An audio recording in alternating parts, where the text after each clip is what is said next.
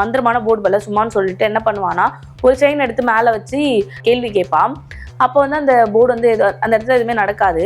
நாங்கள் வந்து கல்யாணம் பண்ணிப்போமான்னு கேட்கும்போது ஒரு காக்கா வந்து எரிஞ்சு அந்த ரூம்குள்ளேருந்து வரும். அதை அப்படியே வெளியே தூக்கி போடுவாங்க, பயங்கரமாக காட்டுவாங்க.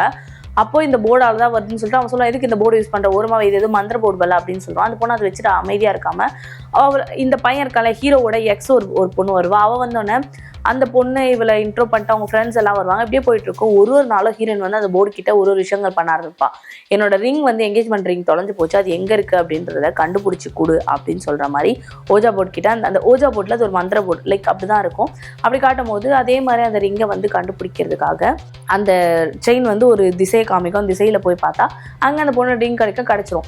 இவங்க இந்த போர்டு யூஸ் பண்ணிட்டே இருக்கும்போது நிறைய பூனைங்கள்லாம் வந்துடும். என்னடா பூனைங்களாக வருதுன்னு ஹீரோ போய் எட்டி பார்ப்பான். ஜன்னல்லேருந்து ஒரு பூனை வந்து அவனை அட்டாக் பண்ண, அந்த பூனையை ஒரு மாதிரி கொடூரமாக இருக்கும்.